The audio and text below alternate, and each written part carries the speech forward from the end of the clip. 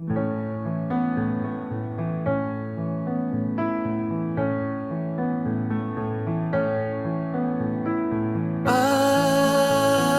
bless my inner visions of you.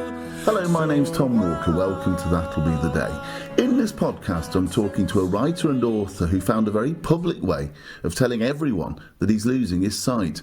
But before we hear from Jon Gingerich, if you like the music at the start of this podcast, it's a track called That'll Be the Day by the Liverpool band The Vow. And as always, I'll be featuring a track by the band at the end of this podcast. To find out which one it is, stay tuned. Now, when Jon Gingerich from New York started to lose his sight, it was fairly obvious to his family, close friends and colleagues. There were, however, many other people who didn't know and who Jon felt needed to be told. An article in the Guardian newspaper soon sorted that out. When I spoke to Jon on Zoom, I started by asking him about the work he does. I do a number of things. I'm an editor for a magazine. It's a business magazine called O'Dwyer's, and I've had that job for, about 16 years now. In addition to that, I also teach fiction writing. That's something that I typically do about one day a week. I do freelance writing. I write fiction. I have a novel that just came out a couple months ago called The Appetite Factory. And that was the sort of the backdrop behind the Guardian article that I just published, where I talked about how I was finishing the novel as I was going blind, and basically the chaos that ensued therein, trying to finish a novel while losing my eyesight, and the difficulties of keeping my eyesight loss a secret. You know, I found myself in sort of a game of cat and mouse with reality. And in the end, reality always wins. So I decided that I had to kind of come clean and tell everybody that I had lost my eyesight. And I didn't really know how to do that. It just seemed kind of exhausting to go from friend to friend to friend and to tell them, hey, guess what? And so I decided to write this article that the Guardian published, where I, effectively came out of the disability closet, for lack of a better term. I saw the article in The Guardian, and to be honest, that's exactly what prompted me to contact you. And, I found that very interesting because I've been visually impaired all of my life. In fact, I was born totally blind and then got a little bit of sight as a result of numerous operations as a child. So our experiences are qualitatively different, I suppose. The other thing I noticed, I think again on the 27th of December, was that you put a post on Facebook, effectively, as you say, outing yourself as a visually impaired person. But there must have been lots of people who you worked with, who you knew quite well, but who didn't know, or maybe you think you didn't know, they didn't know that you were losing your sight. What was the exact position with those people? There was a spectrum of responses, but most of them, I would say, shocked. My family members, to be honest, they knew. I told them several years ago because I had to. And also, my sister also has retinitis pigmentosa, not as advanced as mine because she's younger. But my family members knew, my wife knew, a couple other people, close friends knew. Anybody who's run into me in the last 6 to 9 months has known, because I've got a cane, and I've had to kind of, I did this thing where I reached out to them before meeting up and said, hey, by the way, you might notice I'm going to have a cane with me because, funny story, I lost my eyesight, which of course, registered a very, again, a reaction that ranged anywhere from extreme concern, pity, things that, were both discreetly reasonable and also, made me somewhat uncomfortable. I think this is something that I had to get used to because when you sort of come clean and admit that you have a disability, in my case, but this is a larger issue, I think, as well, any kind of a problem that others might not know about, it's always operating off some baseline of vulnerability. After the article went up and everybody knew, there was no escaping it anymore. I have to say, after that first day or two, which was a complete blur, just the sargasso of responses and outreach I got from friends and relatives via text message, email, phone calls, you name it.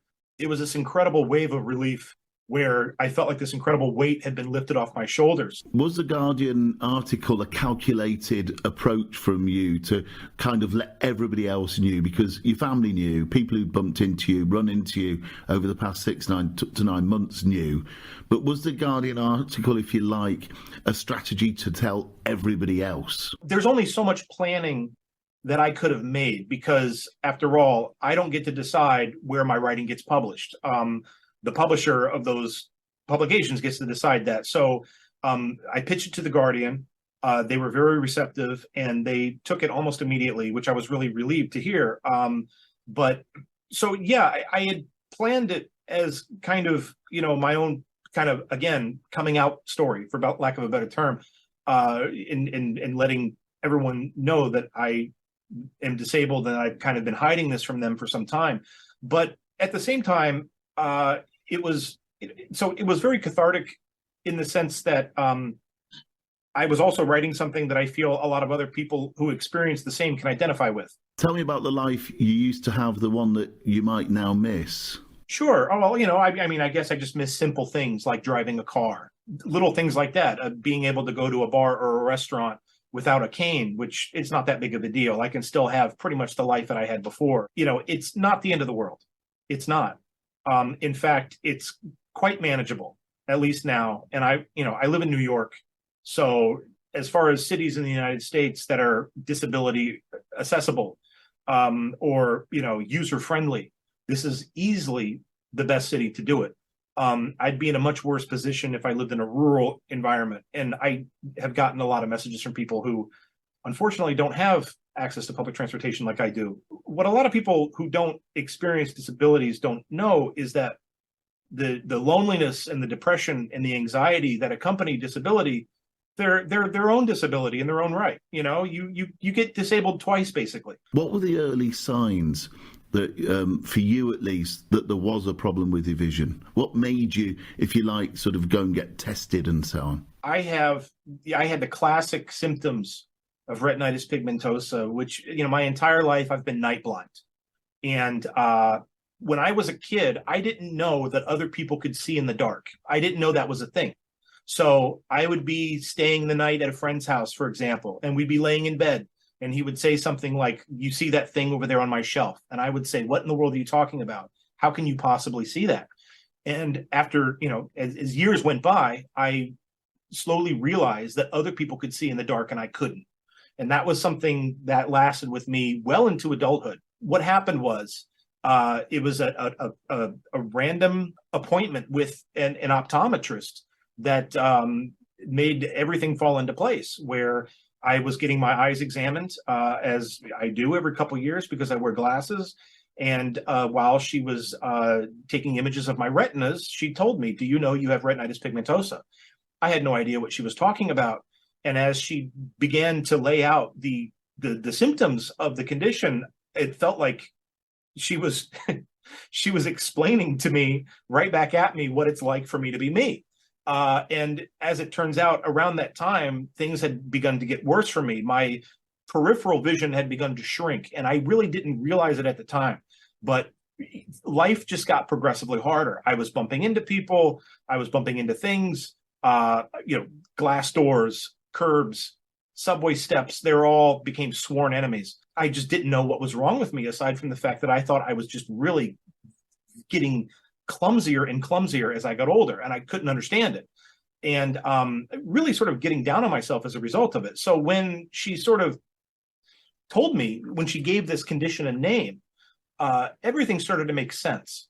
And unfortunately, when I got on Google that night, I began to understand why she sounded so concerned about it, because that's when I discovered that it's a progressive hereditary eye disease for which there's no cure. It sounds like she was fairly brutal with you, to be honest.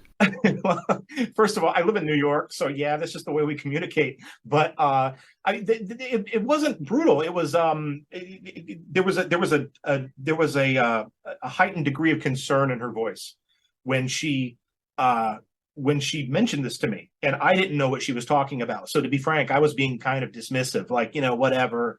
Even though I was in my 30s at the time, I was kind of immature insofar as health matters are concerned. Once I started doing research on it, the tunnel vision, the loss of peripheral vision started to make more sense.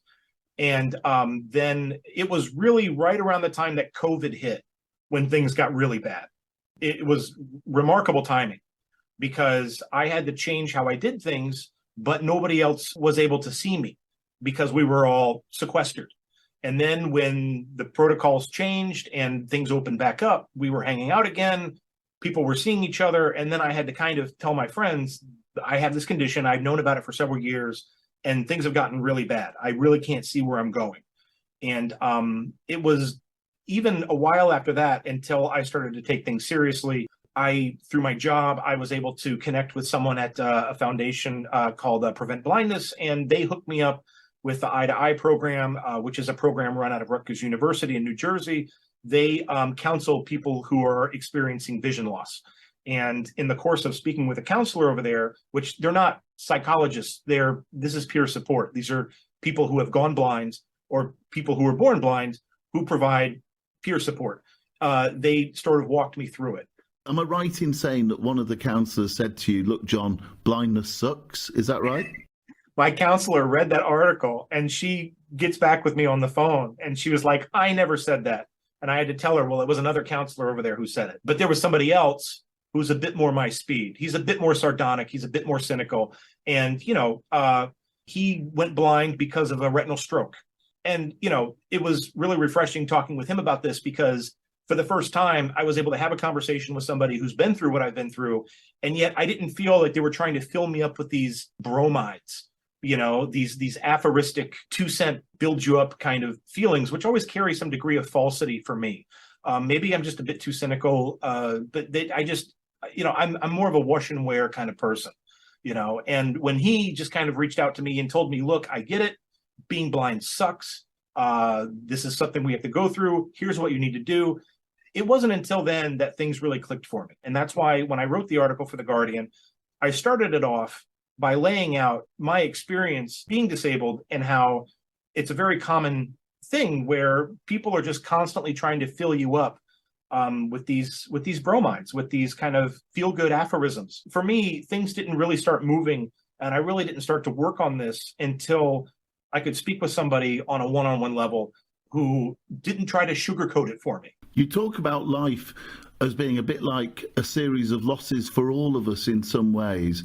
Some of us know in greater detail what our losses are. Could you elaborate on that? This is probably the part in the article that gets quoted the most and the part that people want to ask me about the most. I saved that bit to the end because for me, it's the most important point. My worst days are the ones where I am reminded that I'm not the same person that I was and that I'm sort of missing something that I had before, that the life that I had effectively is gone in some ways. As I said in the article, we are all basically a collection of small losses. This isn't something that I've gone through alone. And in fact, no matter who you talk to, you're going to find the human experience really is built out from this experience of experiencing loss. It sounds to me, from a psychological point of view anyway, that you've found a way of rationalising and coping with your loss of vision. I have to say that since this happened to me, my capacity for empathy for other people has grown tremendously. That isn't to say that I didn't care about people who were disabled before or anything like that, but it has opened my eyes, to use a terrible pun, about how I view others and how I think about what others have gone through before I engage with them. The fact is that, again, I said this in the article, we have no idea what other people have experienced and what other people are carrying around with on their shoulders. And disability really has given me a great deal of a life lesson in that regard. I've actually met people who feel that their lives have improved as a result of disability. Would you say that about yourself, or at least would you say that your life has been enhanced in some ways? I would say enhanced. Yeah. I don't know about improved. You're going to have to give me some time with that one. Disability, in a very strange way, has a kind of reframing mechanism, or it serves as a kind of like an organizing force for all the other components of your life around it. I realize now that a lot of the things that I used to care about or think that were important are superficial. Disability, eyesight loss has sort of reframed or refocused my attention on things that I think are more important. I work a lot harder nowadays.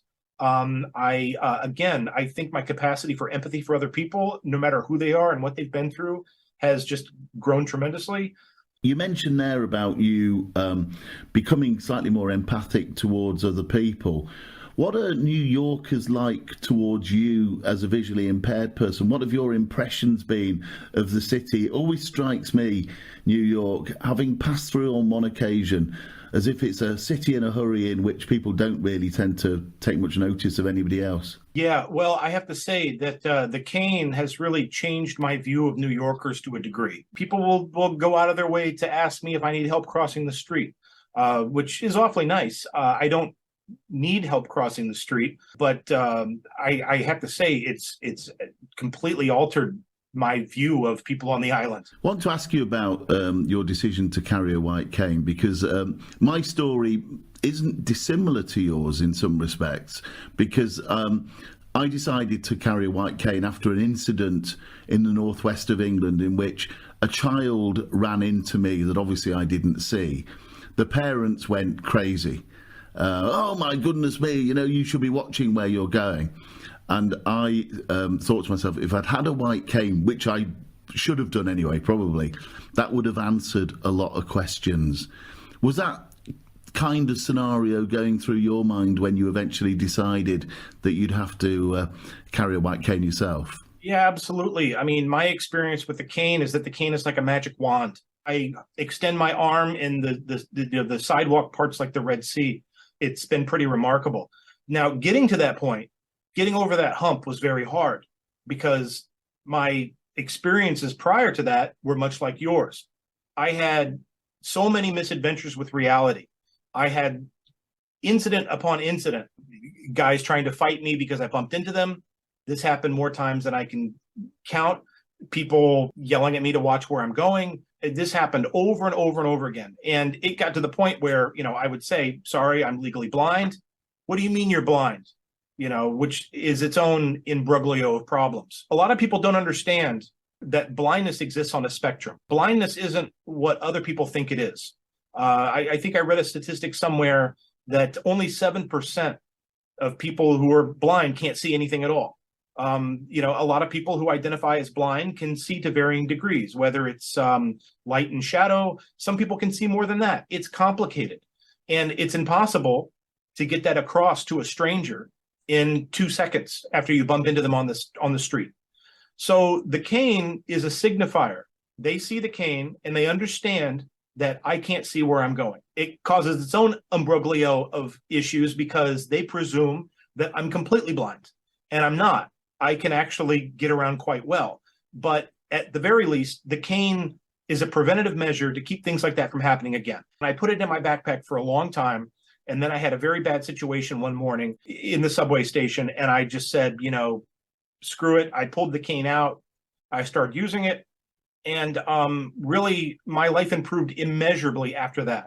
I just had to get over the hump. What happened was I was getting diminished returns from pretending that I could see when I couldn't. Just want to talk about work, if we may, because you do a pretty high profile, very busy job. How are you able to continue working? What adaptations have you made so that you can just carry on dealing with the amounts of information you need to deal with? Right now, I'll be honest with you, it is a struggle, and I do have trouble with it. The way that I get around it right now is everything is zoomed in a lot on my computer screen. I have a bay of LED lights that goes over my computer that helps my central vision pick up as much as I can. Some days are really bad, and even that's not enough. I have basically what's like almost like a red fog that goes over my eyes that makes it very difficult to see, in addition to having no peripheral vision left. Right now, the adaptive tech that I'm using is just, zooming in and then having a lot of artificial light. I'm also now using the Seeing AI app on my phone, which helps a lot. I can use that to read labels, which I have a very hard time doing. And, I've begun for the first time to dabble in speech to text, and I'm getting used to it. It's tricky for the way that I write, especially my fiction writing. Anybody who's read my fiction, my novel, and my short stories that I've been publishing for 12 years now, I have a particular style, and it's a kind of a lyrical kind of style. And I guess I would have thought that moving over to speech to text would build on that. It would make things more lyrical since I'm going straight from speech to text. But what it's actually done is it's actually made things a lot more terse and kind of a Hemingway style, where very short, declarative, simple sentences. And that's been really kind of hard for me to square because I just don't write like that. So right now, what I'm trying to do is I'm trying to figure out a way to have the speech to text allowing me to still write with the voice that I've always written. How have your co-workers, your colleagues reacted to your vision loss? Oh, they were great. I mean, they were among the first people who I had to tell way before the article came out because I had to. I mean, one giveaway is when I started showing up to the office with a cane. So they knew something was off. And then, of course, I had to take orientation mobility training, which I'm still doing that. So I have to take time off to go uptown to the Lighthouse Guild to do that sort of thing. There's also adaptive tech training, which I'm about to start doing in the next couple months to kind of answer your last question a little bit more in depth. I'm going to start using more screen readers and stuff like that. But no, they were absolutely supportive. My family's absolutely supportive, of course, and my friends were all absolutely supportive. I went to a couple shows last year, and I have a very close friend of mine because I'm a big music fan. I like to go to shows a lot. He made a valiant effort of telling me, you tell me what shows you want to go to, I'll go with you because I can't go alone. So he would, he would literally guide me, through these dark clubs. And this is before I was using a cane. He's been great, and all my friends in that regard have been amazing. What's the attitude in the States like, as far as you understand it now, towards blind and partially sighted people who want to work? Are they encouraged to find jobs or just allowed to claim benefit? I can only speak from my own experiences. I live in New York. This is a more progressive state. I could get disability if I wanted to, but I like to work. I'm constantly working, and that's just kind of how I go. I'm a workaholic. And I feel, kind of a sense of purpose when I'm working. So I don't need disability, at least for the time being. The New York State Commission for the Blind has paid for my orientation mobility training. They've offered to get me a guide dog, an eye-seeing dog. I don't, my cats wouldn't like that. So we're not going to get a dog for the house. But, they've offered to get me van assistance to give me rides places, which I also don't need because I live near the train. I'm meeting up with my orientation mobility instructor next week. She's bringing me a second cane because she thinks the cane that I bought is too long. So that's free. They also offer job assistance. I've got to ask you about your book, which you've just published as well. Could you just briefly give me a walkthrough, tell me what the book's about, and how you feel it might relate to you as you were going through the process of losing your sight? Sure. So my novel is called The Appetite Factory, and it's a novel that takes place in 2008. In the months leading up to the financial crisis. And it's about a guy, and he works in crisis management.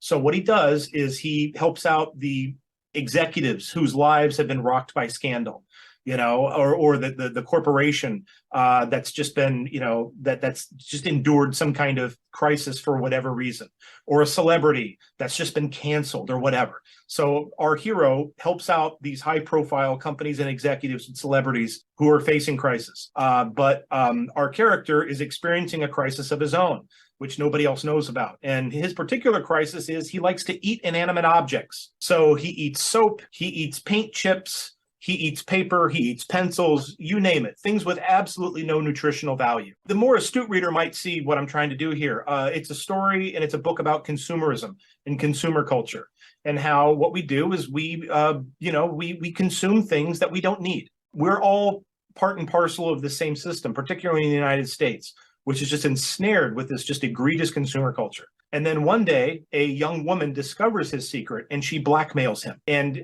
she says that she will go to the media and she will go to his boss and she will go to his clients and tell them his secret, which she has captured on videotape, unless she accommodates her own bizarre culinary indulgences, which I won't get into right now. I don't want to spoil the book for anybody. It's about the idea that we curate these false public perceptions of ourselves that aren't real. The world of branding used to be a thing that involved products and celebrities, but now because of Instagram, in this internet culture that we live in, we've all sort of seen how the sausage gets made, and we're now all kind of doing this thing. And I actually think it's very sad and very silly. We live in this environment, this post-truth environment, where we've created this public perception for ourselves that just doesn't hold up. But what really gave me the fuel to write this story was this secret that I was hiding on my own. The impetus for writing the story, it was that the character, the secret and the crisis that he's trying to hide was parallel to my own, where I was trying to pretend that I could see when I couldn't. What have I learned from myself? I'm a bit more durable than I thought. There was a denial phase that lasted for a number of years. I realized that I'm tougher than I thought I was, and that my life isn't over. And in fact, it's only just begun. A very positive note to end on there with Jon Gingerich. Jon, thank you very much for your time and for joining me from New York. Okay, which track by The Vow have I chosen? Well, it's their brand new single out on the 24th of February. You're getting a sneak preview now. It's called Nothing in This World. You got to help me tonight. I'm a stranger. I can't go talking my mind in this place, and I have nowhere to go but home, and there is no one I know that wants to help me on. But when you talk so deep and light, I can sink so low inside. I sink so low, I know I must let you go, but oh, I don't think I can. There's nothing in this world. Set me free like you. And I had something to say, but it's nothing. I was just losing my way, hey, in my life. And I had something to give, but I sold it. And I had someone to share it with, no reason to destroy. But when you fall to sleep so tight, I can sink so deep inside. There is nothing in this. I sink so deep, I know I must let him keep you, but I don't think I can. There's nothing in this world. Set me free. Yo. 1,000,000 to 1 chance. 1,000,000 to 1 chance. All you've got to do is look at the front cover, open the first page, and you know you don't stand a chance. Yes.